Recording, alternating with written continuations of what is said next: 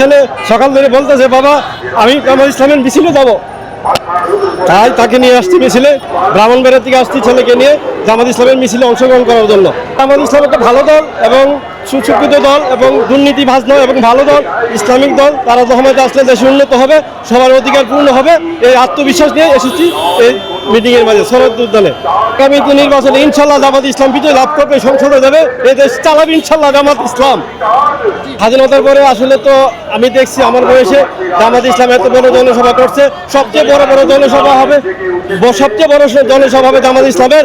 এখন এই জনসভা কেউ করতে পারবে না ইনশাল্লাহ, জামাত ইসলামই করবে, ইতিহাস গঠন করবে জামাত ইসলামের জনসভা করে। নিজের অর্থানে আমার ছেলেকে নিয়ে আসছি, আমার ছেলেও জামাতকে ভালোবাসে, ইসলামকে ভালোবাসে, তাই আমরা এখানে এসেছি। জামাত এই দেশে সরকার গঠন করবে, এই দেশ সুন্দর করে চালাবে। একবার জামাত ক্ষমতা আসলে সবসময় জামাত বিজয় লাভ করবে, দেশকে সুন্দর একটা উপহার দেবে, সোনার বাংলাদেশ উপহার দিবে জামাত ইসলাম। এক কথা জামাতই পারবে সোনার বাংলাদেশ উপহার দিতে। তার মাকে বলেছি তা জামাতে যাবে, কথা তার মাও জামাতকে পছন্দ করে, ইসলামকে ভালোবাসে, বলছে যাও আমার ছেলেকে নিয়ে যাও, কোনো সমস্যা নেই। নাটা ডেলি আর পানীয়র এক অসম কম্বিনেশন ড্রিঙ্কো। চিল থাকতে চান ড্রিঙ্কো চাবান।